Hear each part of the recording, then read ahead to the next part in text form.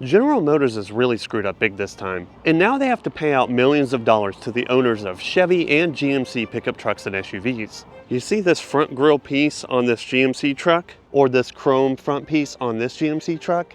Well, it's been known to just fly right off on the highway and just disappear into existence, to probably be ran over by someone else behind that truck. And then there's the problem with their V8 engines, that they typically put in something like this Chevy Tahoe here, or the Z71 Chevy here, and honestly they even put the 5.3 liter V8 in the GMC pickup trucks as well. Those engines have a lot of problems, and some of them have even failed within just days or weeks after pulling off of the dealership lot. Some of them do last longer, but eventually they all end up failing, and most of the time putting a big hole in the block or something else going wrong that leaves the person who owns that truck or SUV stranded on the side of the road. And that's obviously not a good thing, especially when the CEO tries to cover it up or just ignore it to the point where hundreds of thousands of these engines have failed before they really did anything about it. Some owners of these trucks are even so unlucky that they actually have both of these problems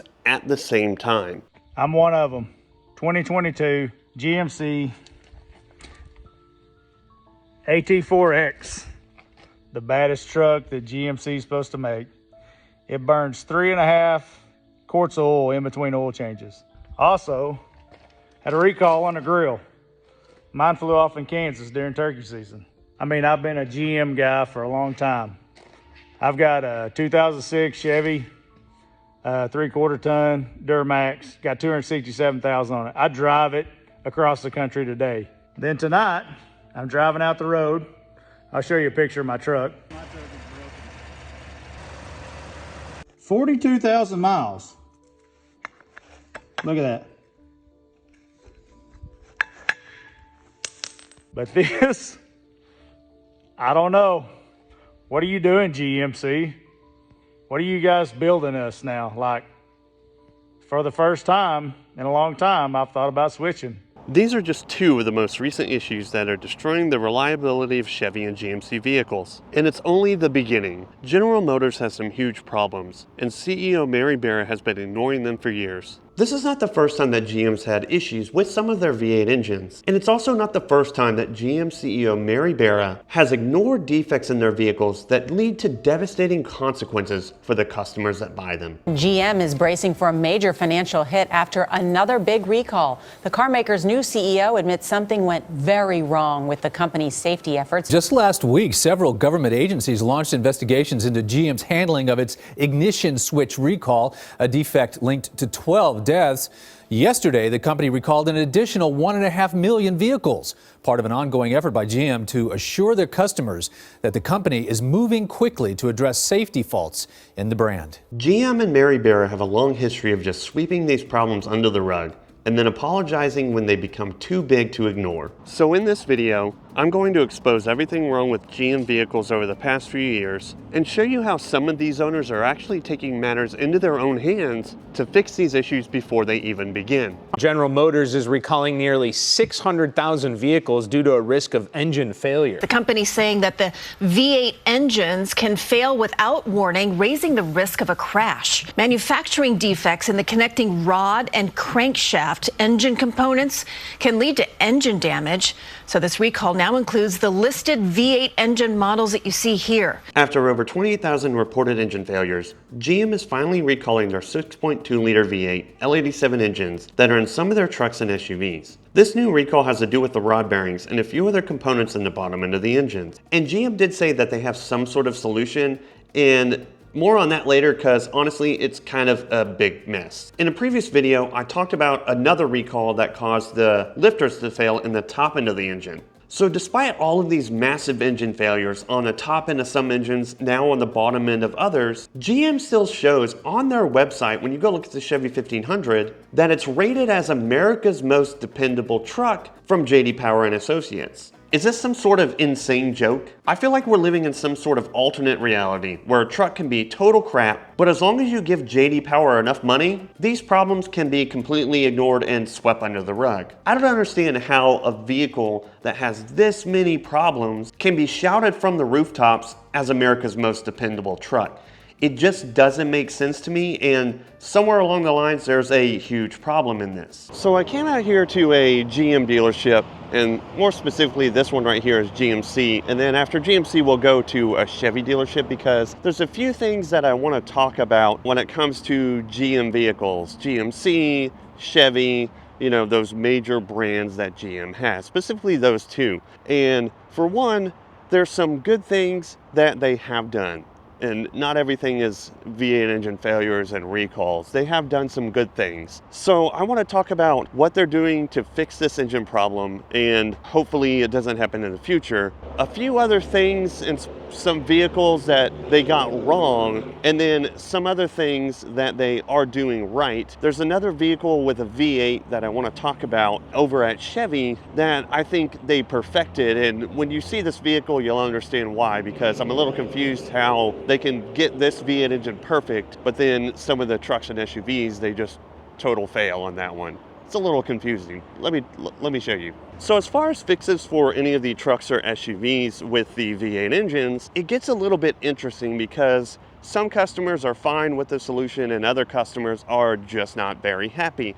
And so the solution they have to fix this engine problem comes down to the oil. You see, when these first get delivered to customers, the trucks and SUVs with the V8 engine come with 0W20. And the reason a lot of these new manufacturers are using 0W20, such a thin engine oil, I don't remember ever using those thin oils. We actually scoffed at it when I was growing up. But now a lot of these newer engines are using thin oils. And why are they doing that? And specifically, why is GM using this thin oil? A lot of these newer vehicles have tighter tolerances, and they also have specific emissions regulations that they need to meet. They've got to get better gas mileage, and they've got to run more efficiently. And some of these bigger vehicles are just running a lot hotter as well, so they need to keep it cooler. Thinner oils improve gas mileage, run a little bit cleaner, and the engine doesn't have to work as hard to basically go.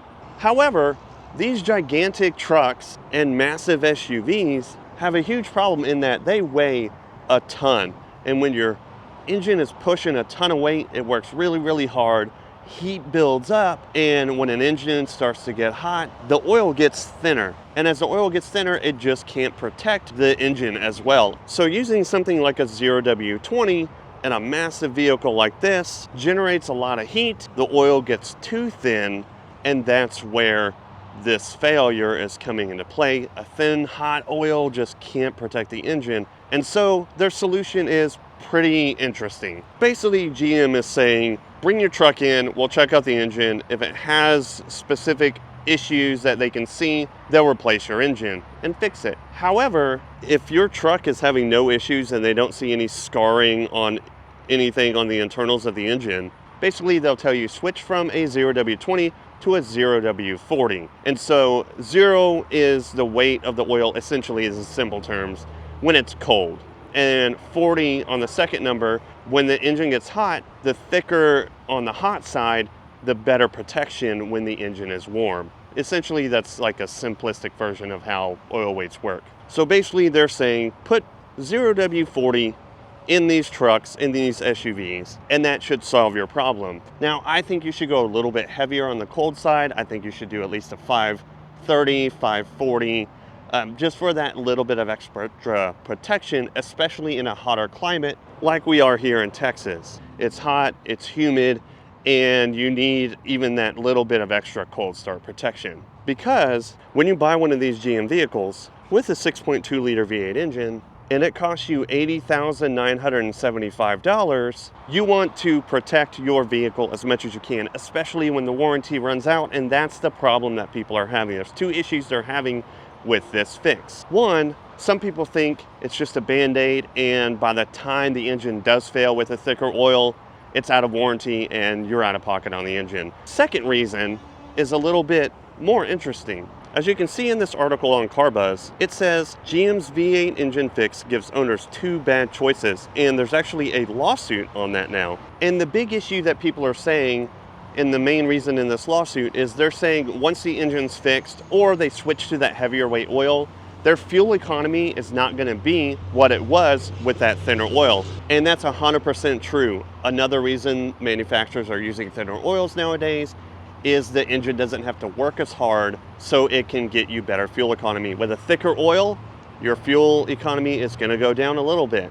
And it's enough to matter over the lifetime of the vehicle. So you're either at risk of the engine just falling apart while you're driving and leaving you stranded on the side of the road, or a little bit less fuel economy. And so GM and Chevy truck owners, SUV owners are kind of in this pickle to where they have to choose, do I get my engine fixed or do I get worse gas mileage? And obviously, I'd rather not get stranded on the side of the road and just switch to oil. So it's a very confusing time for GM and Marry Barra. And I will say at least they're finally acknowledging it and taking care of it. But there are some other issues with GM and Chevy, both good and bad, that I want to elaborate on a little bit while we're here. And one of those things is how this recall is affecting sales. And I want to show you something interesting here. You see they're pretty full over here with GMC trucks, all along this row, on the other side over there, stacked over here, and then all along this row. And the interesting part about this row is they have a couple of trucks that haven't seen before. One is this two-door TurboMax GMC Sierra. We already know it's pretty hard to find lower priced two-door trucks, and this one has their turbo engine, which is new, that they're trying to introduce. And I'm kind of hoping it doesn't have a catastrophic failure like Toyota's engines when they switch from V8 to turbos. But the price of these trucks are still pretty insane. Like this two-door with the turbo motor and 8-speed transmission is $46,840. And I'll tell you right now, I'm not paying $46,000 for a two-door, 4-cylinder turbo engine whatsoever. You can count me out on that. But another thing I find interesting is how low they have to get these prices to sell some of these 6.2s right now. Example is this Denali that I showed you. And when I first showed it to you, that sticker said 80 grand. And there's two things that are not going well for this truck back here. One, you can see it's a demo sale, which means they let people drive it around a little bit. And two, it does have the 6.2 liter V8 recalled engine. But it's now $68,225, down from $80,975. $12,000 drop for a couple thousand miles in the V8 engine. I think to get rid of that with the 6.2, they're gonna have to drop it even further. But it's not just the trucks and SUVs with the V8 engines that are actually having trouble and selling pretty slowly right now. Another example of kind of a huge flop right now for GM is this Sierra EV right here. This is the electric version of the pickup truck. And there's some good and bad things about this. For one, I think it's a pretty good looking truck, especially for an EV. Sometimes it's hit or miss with how good or bad EVs look, especially in the trucks.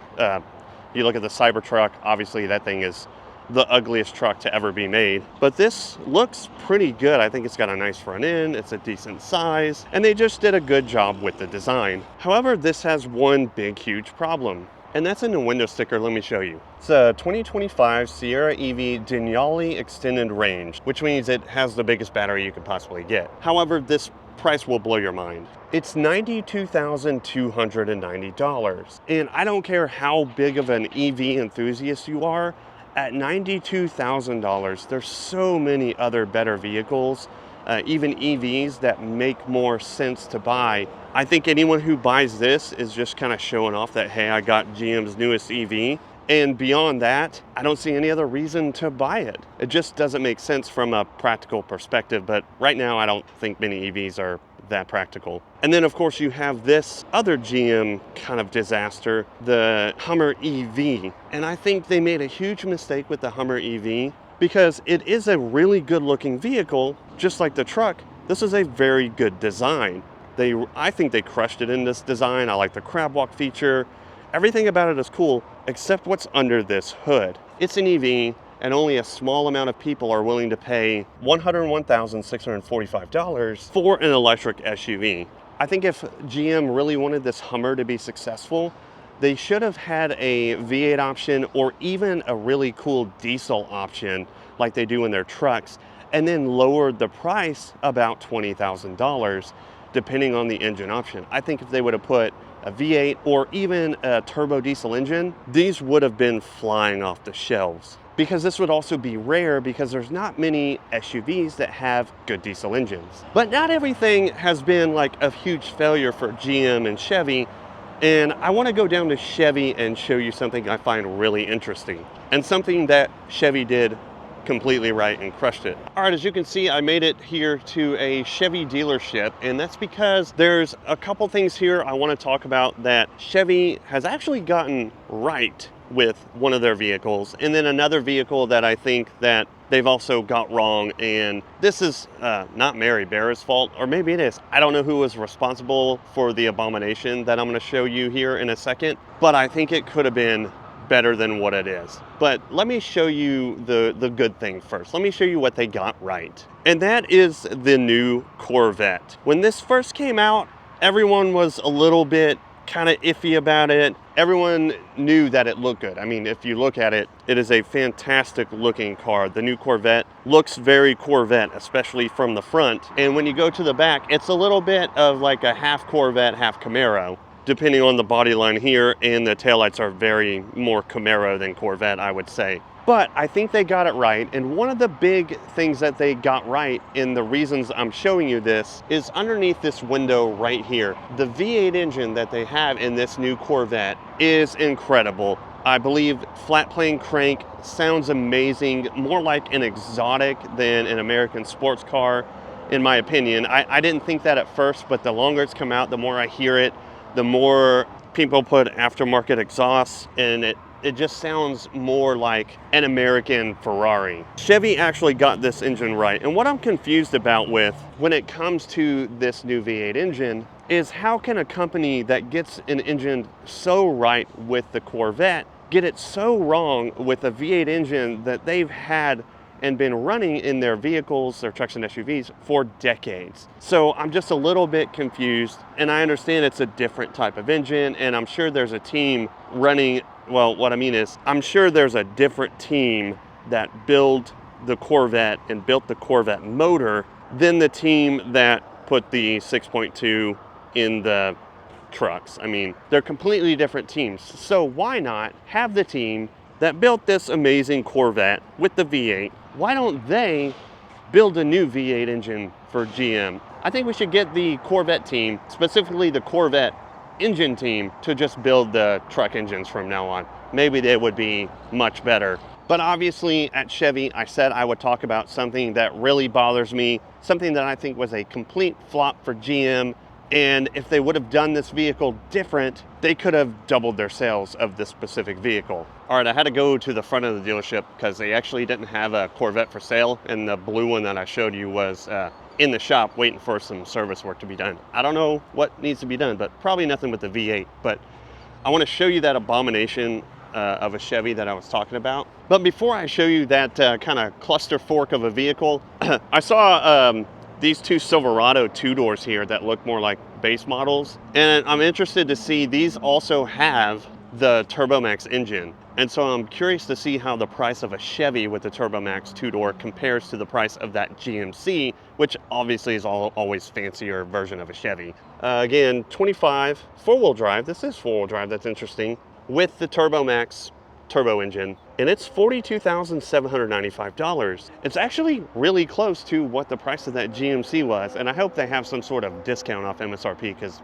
like I said, that's too much. But anyways, I want to get to the abomination, and let me just show you that right now. That would be the Chevy Blazer. Do you remember when the Blazer was cool and fun? The old Blazer was like a big, brooding off-road vehicle that competed with the Bronco back in the day, and the Jeep, obviously. But they turned the Blazer into this crossover soccer mom SUV thing, and one of the big reasons this was pretty dumb, well, there's a lot of reasons this was dumb, but the first one is, you see this Equinox here and this Equinox here, and then look at this Blazer Equinox. They're almost identical and they look pretty much the same, and they're around the same price, and it's just another crossover SUV. And so why would you have an Equinox and then make the Blazer almost the same and corrupt the Blazer name by making it a soccer mom abomination? I mean, they even have this Traverse that they could have sold to people who wanted a crossover type of SUV. Instead, they did this with the Blazer and completely ruined it. The Blazer should have been something that competed with the new Ford Bronco, that competed with the Wrangler, that would have been really, really interesting to have the big three actually competing in the off-road SUV segment again, because Chevy doesn't offer anything that's a specifically off-road vehicle. Sure, you can get full-wheel drive C71 and go off-roading in your truck, but the whole point of a Blazer used to be, we're competing with Jeep, we're competing with Ford, and we're gonna crush them with our Blazer. But now they're not doing it. We get this weak little turd, and that's what we're left with. And not to mention, it's almost $40,000, and you can get a Bronco in the $40,000 range. You can get a lower trim level Jeep in the $40,000 range. And if you're gonna get a regular crossover SUV, just get something else. Don't get a Blazer. And by the way, one more point about the 6.2 liter V8 while I'm here. There's this Z71 that I pointed out has a 6.2. It's almost $70,000. And I don't know about you, but if I spent $70,000 on my new Chevy and I drove it 4,000 miles and it blew up on me on the highway because the oil's too thin, I'd be pretty angry, probably like volcano explosion angry. I also found something interesting in the front of this dealership under the cover here. That is the Silverado EV. I figured since I showed you the GM EV truck, we would go ahead and look at the Silverado EV and see what the price difference was on this. One thing that Chevy does get right is this blue color. It's a really, really good looking blue. And sorry if it's loud, I'm actually next to a car wash at this dealership. But anyways, here's the Silverado in this pretty blue color. And if you notice, the wheels are not like 24s like they had on the GMC truck. They're a more practical, probably a 19-inch wheel. It's actually an 18-inch rim, and I think that's pretty nice because then you can put a fatter tire on it. And with a fatter tire, it's not gonna ride as rough on the road. On those 22s, 24s, whatever that GMC had, it's gonna ride rough. You're gonna have a thin tire, and thin tires are also more prone to getting flats and nails. But let's see how much the electric Chevy is compared to the electric GMC. There's an interesting sticker here that does not actually have a price on it, which is kind of weird. Okay, so that just had the shipping sticker, and I just talked to a sales guy, and he said they just got it. They're gonna change the sticker.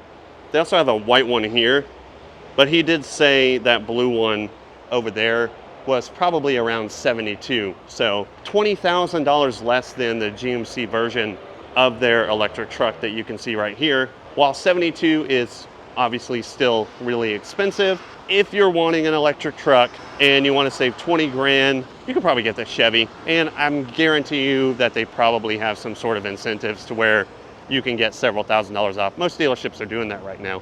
What do you think? Is Chevy doing something right in fixing these engines? Do you think that putting a 0W40 weight in this truck instead of a 0W20 is actually going to make a difference long term? Or is there just a mask to get it past the warranty, and then when it blows out of warranty, you're just SOL at that point? But anyways, thanks for watching. As always, I'm Matt with MotorFeed. Please subscribe if you made it this far. Hit the like button so more people can see this, and I'll see you in the next video.